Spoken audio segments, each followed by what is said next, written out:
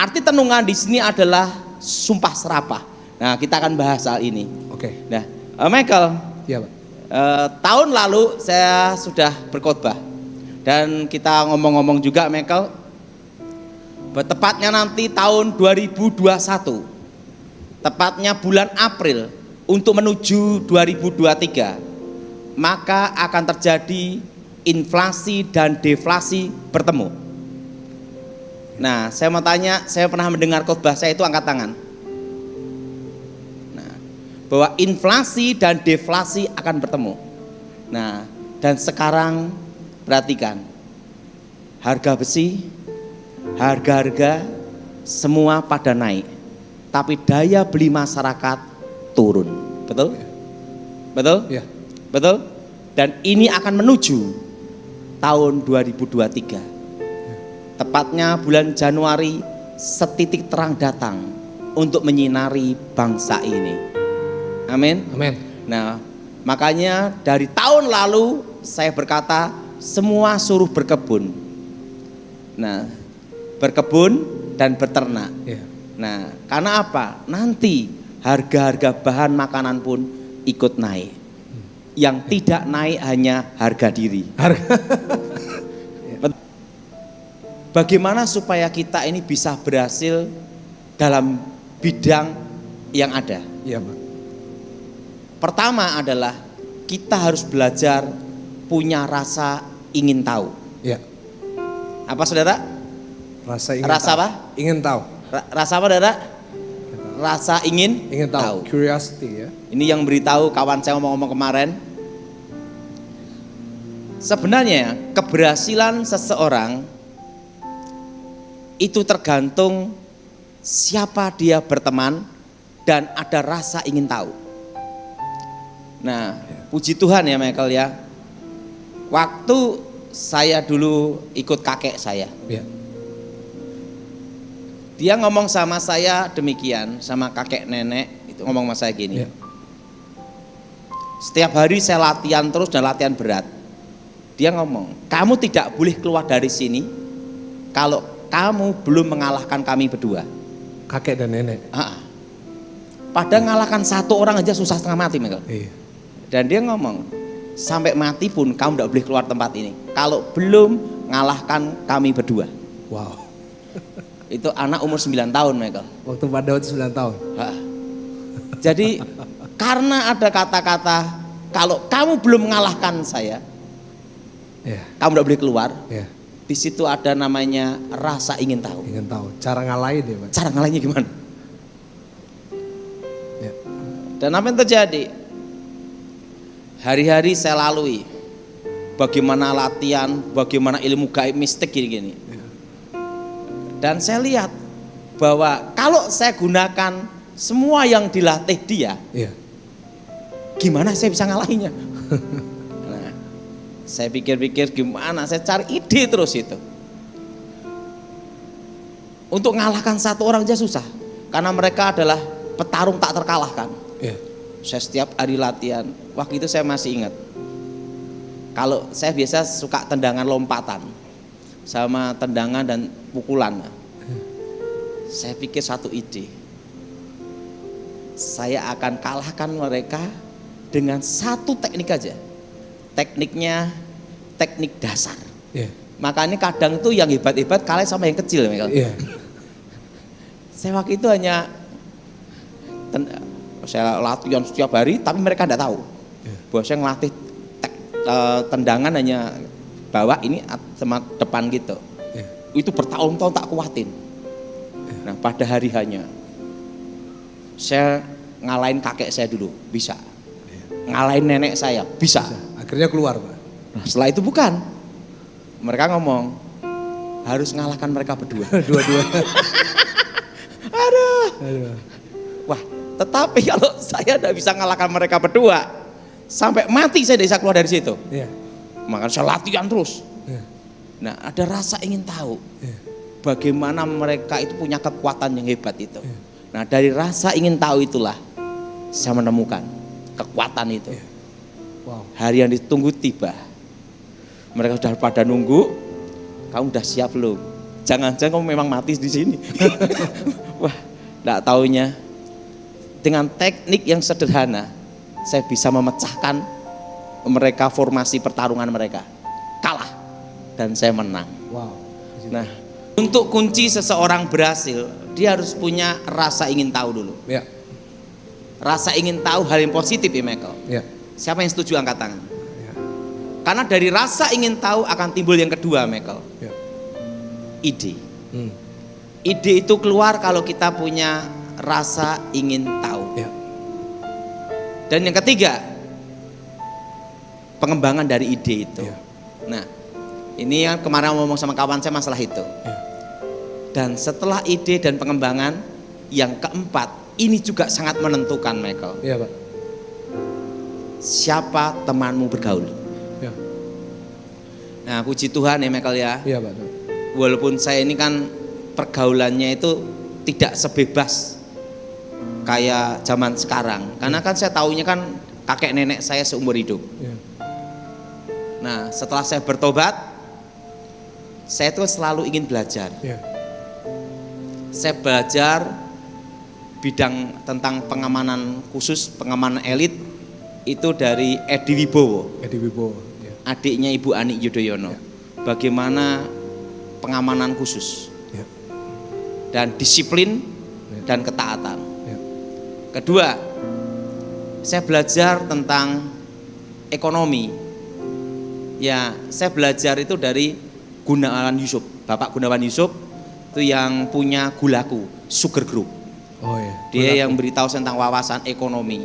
Wow. Nah, saya bagaimana pandangan tentang inflasi, tentang deflasi, tentang stagnasi, tentang bagaimana memandang sesuatu. Saya berteman sama beliau tidak lama Michael, 15 tahun. Lama itu Pak. 15 tahun. Ya. Dan yang ketiga, masalah dagang, masalah bisnis. Saya belajar dari kawan saya, ya Michael ya, Ya. ngobrol-ngobrol itu baru aja meninggal Michael. Namanya Pak Umar Putirai, Ya. Tamara Group. Ya. Saya sering ngobrol-ngobrol sama dia gitu. Jadi seseorang berhasil dan tidaknya tergantung siapa temanmu bergaul. Siapa temannya? Benar. Dan yang keempat, ini yang mempengaruhi hidup saya ya, kalau masalah tentang politik HAM Ya. itu saya belajar dari ya teman ngobrol aja, kongko gitu aja. Siapa? Pak Pak Edi Jokowi. Wibowo sama Letnan Jenderal Romulus Sibolon. Oh. Dan kawan saya ngobrol kan mereka-mereka itu. Iya. Ya. Nah, kalau saya ke Jakarta bertemu sama mereka. Wow. Kalau di perbankan saya belajar dengan direktur utama. Ya. Itu kawan saya, ada di itu bank utama. Jadi dia Ya. ngobrol. Nah, dari situlah kita akan tahu wawasan. Ya. Makanya keberhasilan seseorang itu pertama ada rasa ingin tahu. Ya. Ingin tahu. Kedua ada apa saudara? Dari situ ada Ide. ide. Yang ketiga pengembangan dari ide. Ya. Tapi yang keempat ini yang menentukan Ya. siapa temanmu bergaul. Ya.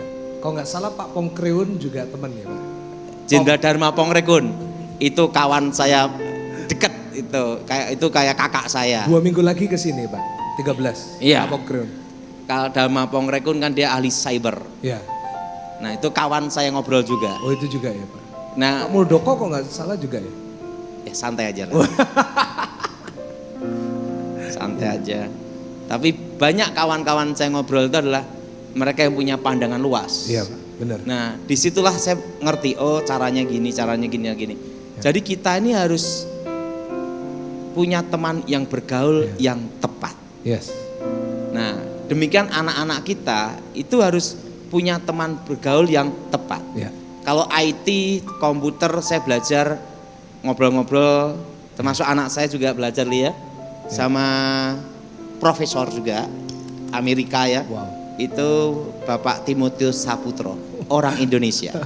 Iya. Jadi IT Wow. pengembangan gimana gitu. Wow. Walaupun saya tidak bisa bahasa Inggris, minimal kita tahu itu aja. Iya. Jadi kita harus belajar rasa apa Dara? Ingin tahu. Rasa ingin tahu. Nah, setelah saya sama kakek nenek saya suatu kali mereka itu mengajar tentang tenung. Tenung. Sumpah serapa tadi. Ah, bagaimana menyumpahin supaya terjadi. Nyumpahin sampai jadi. Jadi, waktu itu kakek saya mengajarkan satu hal. Disitulah saya baru mengerti tentang rahasia. Saya pernah ngomong sama Michael. Suatu kali kakek saya punya pusaka. Namanya singkir. Singkir, nama pusakanya itu singkir. Kerisnya itu kalau diacungkan ke awan, awan akan gini. Dan itu orang itu biasanya digunakan untuk acara pernikahan. Nah, kerisnya kalau diginiin langsung awan tuh segini semua. Bedanya apa sama pawang hujan? Sama? Kayak gitu juga? Ini kekuatan mistiknya. Oh, iya. Nah, setelah itu lampu gini Michael ya, diginikan, des, semua padam. Nah, kalau kita pikir, yang saya pikir adalah mesti kerisnya, betul? Betul? Pusakanya. Saya lihat lagi. Ini kebakaran. Kerisnya diginikan. Langsung api itu sop padam. Saya lihat itu. Nah, tiba-tiba kakek saya ngajari saya. Sekarang coba bukan saya yang memegang. Yaitu yang memegang adalah pembantunya. Nggak bisa. Lampu, nggak bisa. Kompor, nggak bisa.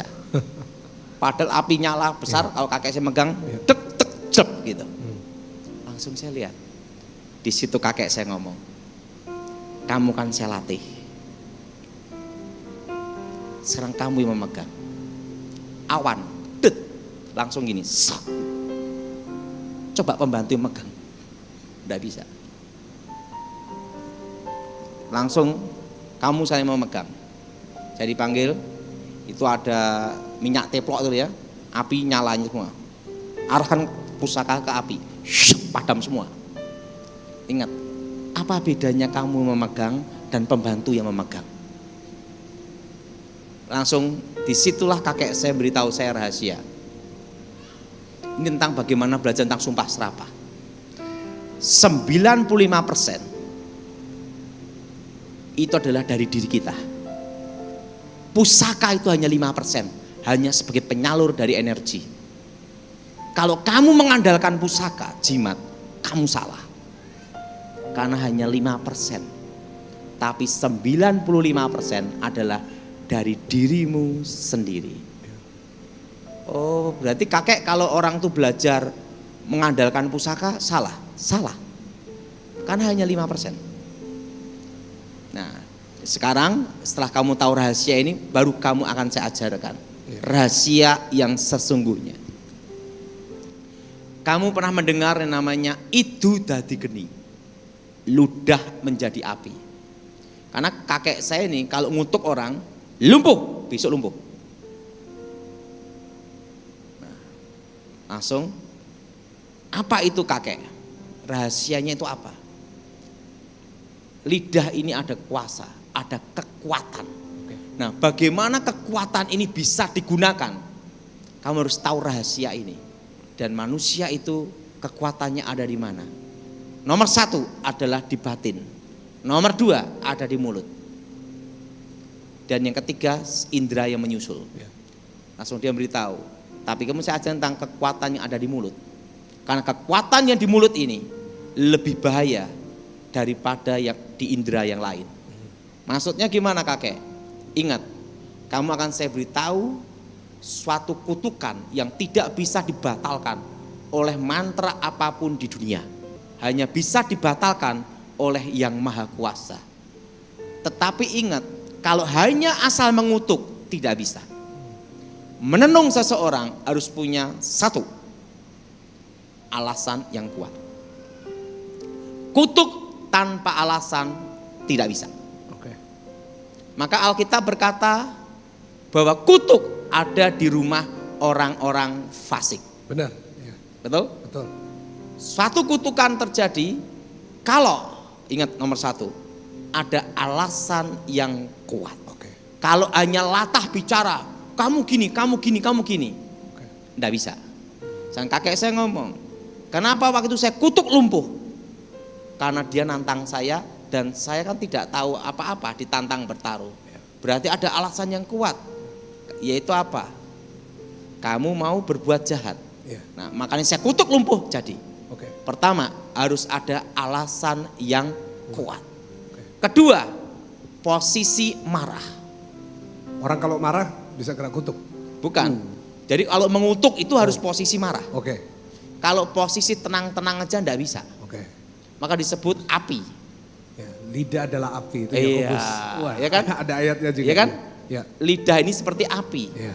Api yang kecil bisa menghanguskan hutan. Benar, Yakobus 3 ya. Dan api yang kecil bisa meledakkan pom bensin. Dan kedua adalah amarah. Amarah. Ya. Ketiga adalah spontan. Spontan. Jadi kalau ngutuk mikir dulu enggak bisa. Tiga, spontan. Spontan. Jadi bukan dipikir direkayasa. Ya. Keempat, setelah alasan yang kuat, spontan, marah. Yang keempat, depan muka. Ikan ada orang mau nyantet Israel. Oke. Saya nggak Sekarang gedek. gini loh Michael, Ya. ini untuk ngirim santet ke Israel, itu kan nyebrang laut, nyebrang benua. Iya. Itu keluar dari Pulau Jawa aja harus ada izin surat mutasi pindah. Ibaratnya pasportnya. Lah itu berapa kali cop? Soalnya ada jemaat yang suruh tanyakin, bisa nggak ngirim? Nggak bisa. Oke, Gini, Pak. nggak usah banyak-banyak. Oke. Pusaka sehebat apapun di Jawa, Iya. dibawa ke Kalimantan, Ya. itu kekuatannya langsung berkurang 75%. 50-75%. Iya. Ini bukan pulau lagi, ini negara sama benua. Iya. Nah, tinggal di sana tinggal 1%, kledik gitu toh. Oke Pak, lanjut Pak. Jadi gimana Pak? Yang terakhir harus spontan. Ya, di depan muka. Spontan, depan muka dan diucapkan. Ya, diucapkan. Nah, kalau itu namanya gedumel, Waduh. diucapkan. Iya.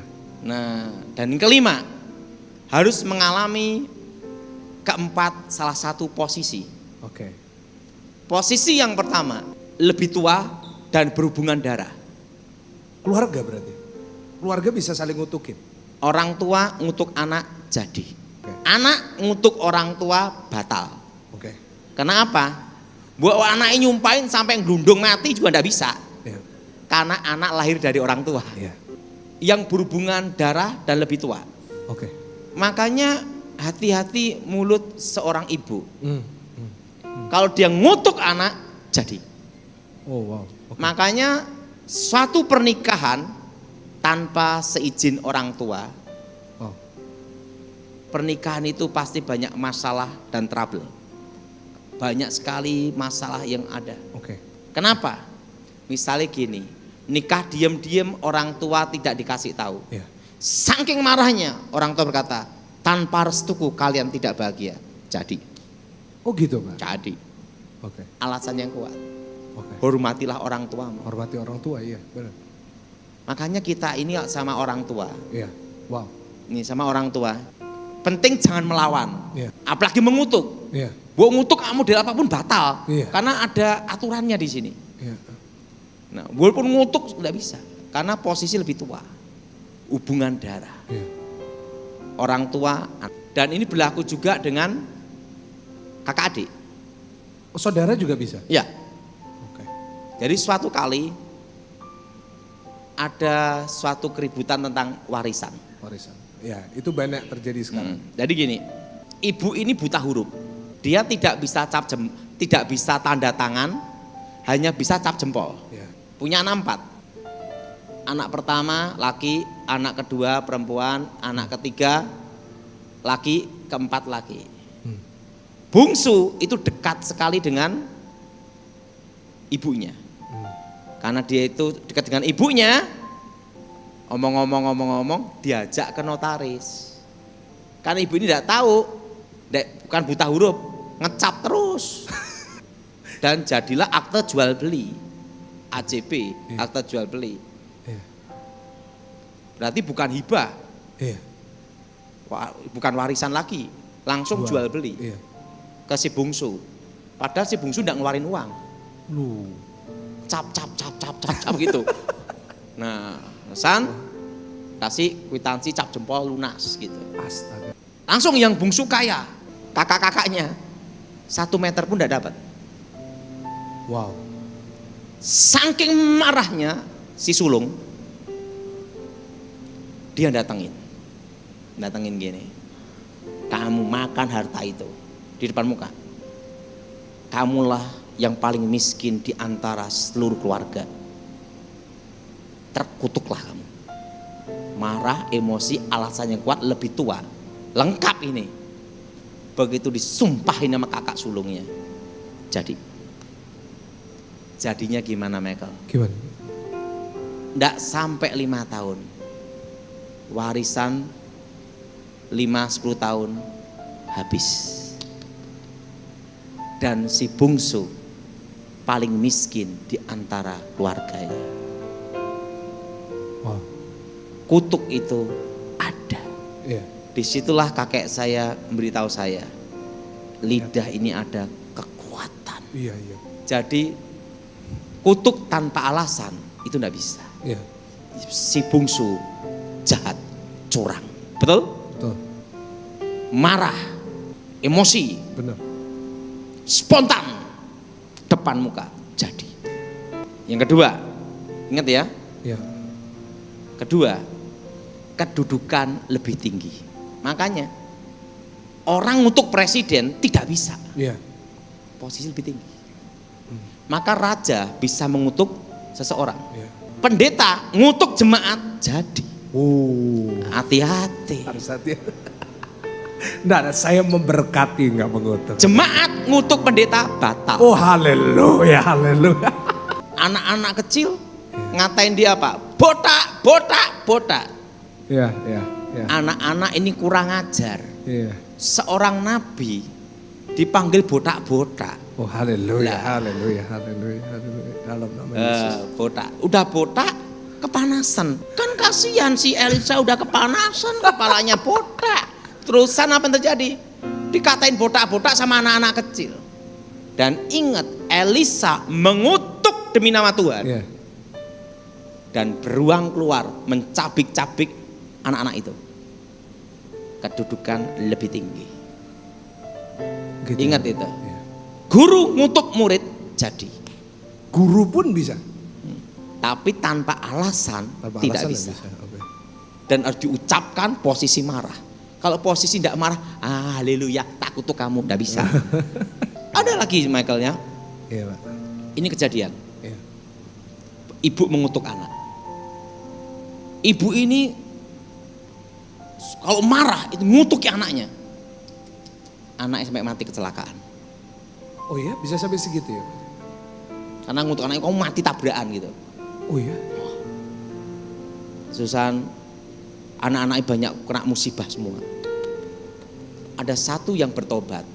Saya ajar cara kamu mutuskan itu. Nah ini saya baru mau tanya. Nanti saya beritahu Iya. cara mutuskan kutukan itu. Hanya anak satu itu yang lolos, perempuan. Iya. Dia menikah dan punya anak ya. Dia minta tolong saya. Saya ngomong, ibu ini mati ndak, hidup ndak. Jadi orang yang suka nyumpahin itu kena kutukan juga, Michael. Oke. Kan upah dosa adalah maut. Iya benar. Saya ngomong, ini kalau saya batalkan semua kutukannya, dia udah waktunya berangkat. Jadi sebelum saya doakan, tolong keluarga rundingan dulu. Lah kita kan harus berhikmat juga. Nanti habis saya doa dia mati, saya dituntut gimana? Nah waktu itu dia ngomong, satu keluarga ngomong, baik Pak Daud, kami memang ingin supaya dia waktu dipanggil Tuhan. Saya doa untuk membatalkan kutukan ibu ini. Semua kutukan ke anak-anaknya. Baru ibu bisa meninggal. Lebih enak ini bekas orang miskin, Michael. Iya. Yang paling susah itu bekas orang kaya. Iya. Siapa yang setuju angkat tangan? Kenapa saya ngomong demikian, Michael? Saya punya kawan pernah stres. Dia selalu ngomongnya gini, aku direktur utama dulu. ada dulunya itu. Saya punya kawan. Makanya ini benar-benar kejadian, Michael. Iya, Pak. Orang kalau stres itu selalu ngomongnya dulu bekas orang kaya. Dia pakai sepatu jenggel lincip gitu, Michael. Wow. Nah, dia gagal dalam menjalankan satu perusahaan dan ayahnya kecewa sama dia. Dan dia dihukum sama ayahnya non-job, non-aktif. Dan ini saya hanya beritahu bagaimana kesusahan kalau menjadi bekas orang kaya itu. Dia hanya diberi satu lantai, pembantu sama staf. Seorang direktur utama yang memegang perusahaan penting. Dan dia salah satu konglomerat. Non-job. Nah, waktu itu saya baru bertobat, saya datang ke tempatnya dia. Dia ngomong gitu, padahal tahu saya direktur utama. Ya. Sekarang enggak. 10 tahun saya bimbing dia, Michael. Yeah. Ngomongnya, aku direktur utama. Suatu kali dia, karena selama 10 tahun dia ngasih saya persembahan kasih. Nggak usah ngasih saya, wong kamu aja untuk makan kamu aja susah. Nggak usah saya begitu. Jadi setiap kali dia ngasih persembahan saya tolak. Saya ngomong, kamu aja susah. Kamu dinonaktifkan. Wow. Suatu kali Tuhan bicara sama saya. Ini kejadian, Michael. Iya, 10 tahun saya nemenin dia. Tuhan bicara. Dalam satu hari, hidupmu, nasibmu berubah. Wow. Engkau akan mengalami seperti Yusuf dalam satu hari. Yeah. Pak Daud, saya seperti ini. Ayah saya marah sama saya dinonaktifkan gini-gini. Apa yang terjadi, Michael? 10 tahun saya temenin. Suatu kali sebelum ayahnya meninggal, panggil dia. Semua suruh tanda tangan. Hartanya sebagian besar dikasih dia. Wow. Senilai tidak banyak, Michael. 25 triliun. Okay. Lumayan enggak, Michael? Enggak banyak. Dalam satu hari. Gila. Wow. Gila banget. Setelah itu dia nyari saya. Makanya saudara, dalam hidup ini kita bisa makan dan tidur. Yeah. Itu anugerah. Yeah, Pak. Apa yang terjadi? Dia nyari saya. Yeah. Saya dicari dia, saya berusaha menghindar. Wow. Kenapa menghindar? Dikira nanti saya minta-minta dia gitu loh. Iya, iya. Karena dia udah jadi konglomerat kan. Iya. Kalau dia ngomong kan bukan triliun, telo. Teo. Ini kawan saya Daud mana ini? Dia minta telepon Pak Gibet nyari saya. Saya ganti telepon sampai ganti nomor supaya dia bisa nyari saya gitu. Nah, dia nyari saya terus ketemu. Panggil, saya ngomong, Pak Daud, seperti apa yang Pak Daud katakan, dalam satu malam, satu hari, hidupku berubah. Iya. Jadi dia dikembalikan posisinya. Iya. Dari dia dipecat, langsung dalam satu hari. Nah setelah itu, dia ngomong-ngomong sama saya, dia punya uang, Iya. tapi tidak bisa kemana-mana, karena nafasnya sakit. Oh. Dia ngomong, Pak Daud, waktu aku non-job bisa jalan-jalan, tidak ada uang. Iya. Setelah aku punya uang, tidak bisa kemana-mana. Iya. Saya yang beritahu dia, hidup ini simpel aja. Asal kita bisa makan dan tidur, Iya. itu mujizat. Amen. Amen. Betul? Setuju, setuju. Betul? Betul. Siapa yang setuju angkat tangan? Orang bisa makan tidur. Saya ngomong, kamu punya 25 T, udah bisa tidur. Kenapa susah? Saya beritahu dia. Nah, setelah itu dalam waktu dia meninggal. Iya. Jadi dari situ saya lihat, hidup itu tinggal kita ngelihat. Iya. Yang ketiga, karena ketidakadilan. Ketidakadilan, oke. Saudara pernah dengar Chris Ken Arok? Siapa Pak? Chris Ken Arok. Oh, iya. Dalam sejarah, Ken Arok ingin menjadi raja. Tapi tujuannya adalah apa? Dia itu pertama ingin punya istri, merebut istri orang namanya Ken Dedes. Oke. Istri dari Tunggul Ametung. Oh iya, iya. Betul? Masih ingat? Betul, betul, iya. Ken Arok mabuk kepayang dengan Ken Dedes. Iya. Dia pergi ke tempat seorang empu gandring. Bu, tolong bikinkan aku pusaka yang hebat, gawat kaliwat-liwat. Udah gawat lewat-lewat lagi. Yang pokoknya pusaka yang sakti, gawat kaliwat-lewat lah. Baiklah, untuk bikin keris sakti itu tidak mudah. Iya. Sang empu bertapa dulu, nunggu apa? Meteor jatuh. Kan dari meteor itu jatuh. Karena datang, udah datang Bu? Belum, baru nunggu meteor. Berbulan-bulan keris yang dipesan itu belum jadi. Suatu kali udah mau jadi, Ken Arok nemui empu ini. Bu, mana keris pesanan saya?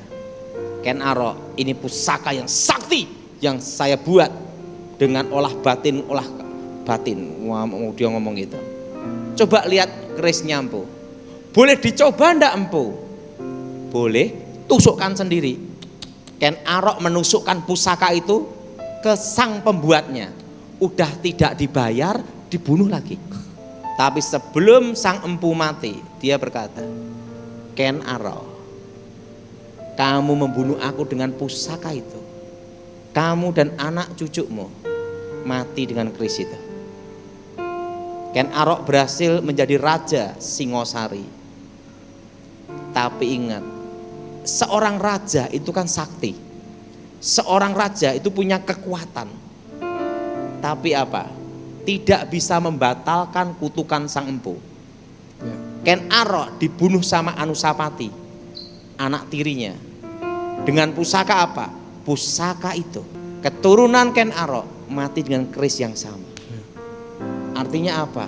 Sehebat-hebatnya dia Ken Arok jadi raja, punya penasehat spiritual apapun, tidak bisa membatalkan kutukan empu gandring.